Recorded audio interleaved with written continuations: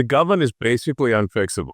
It's good to have talented people in the administration, but at the end of the day, if you look at our national debt, which is insanely high, the interest payments exceed the Defense Department, War Department budget, and they keep rising. So if AI and robots don't solve our national debt, we're toast. Elon Musk's candid warning cuts through the polished political rhetoric. Our government is basically unfixable. He highlights a civilization on a slow suicide path, burdened by crushing debt and sinking optimism. With interest payments surpassing defense budgets, the financial foundation crumbles beneath us. Musk argues the answer is a philosophy of curiosity, reigniting wonder, exploration, and bold ambition to harness AI and robotics for real solutions. More than lamenting decay, Musk challenges us to choose between collapse or a human future that extends beyond Earth. Lunar bases, self-sustaining cities on Mars, and expanding consciousness to explore the universe. This vision stands as a beacon of hope amid decline, urging renewed birth rates and optimism, the simple acts that affirm belief in a better tomorrow. The question Musk poses is urgent and stark. Will humanity surrender to despair or rise with curiosity to shape its destiny? I mean, I hope the birth rates turn around. I'm a big proponent of increased birth rate. I'm very worried about it. I think there's let's just say that the actions of the West are indistinguishable from suicide. so it's look, at least in America, there's generally a sense of optimism. But when's the last time you talked to someone from Europe who lives in Europe who's optimistic? It's rare. So I think unless people have a sense of optimism and purpose about the future, suicide might be just what happens. Like having a child is an act of optimism about the future.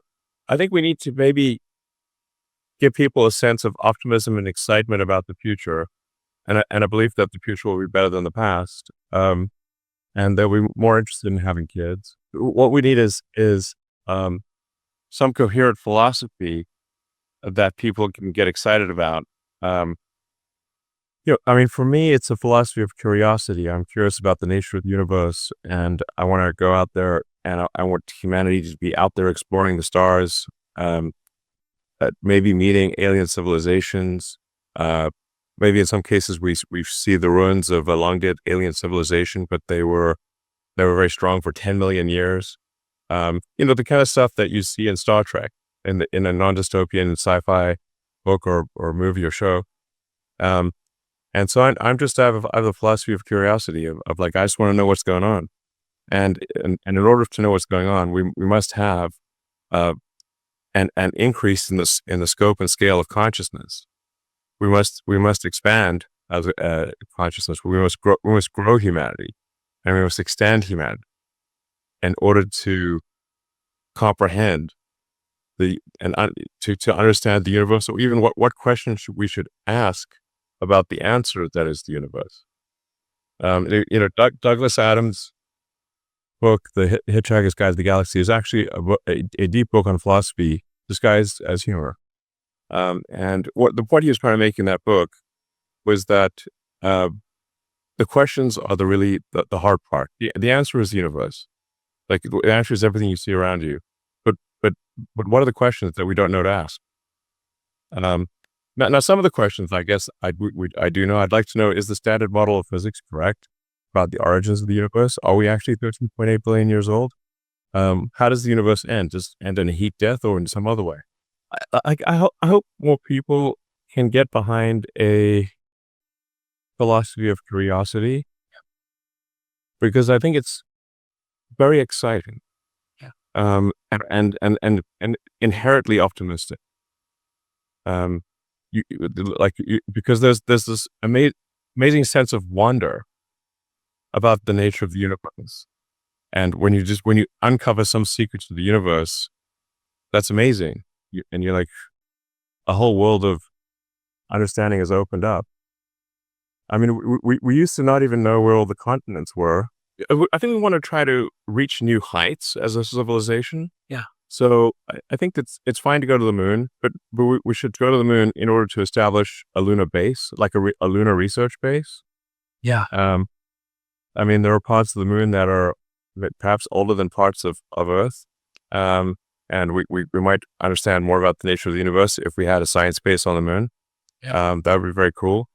And then we also want to go beyond the moon to Mars and build a self-sustaining city on Mars.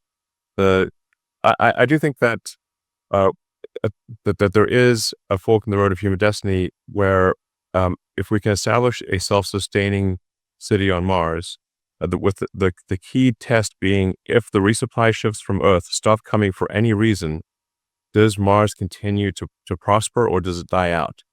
At the point at which Mars is able to prosper and grow on its own, the probable lifespan of consciousness is dramatically greater because we are no longer dependent on everything going right on Earth.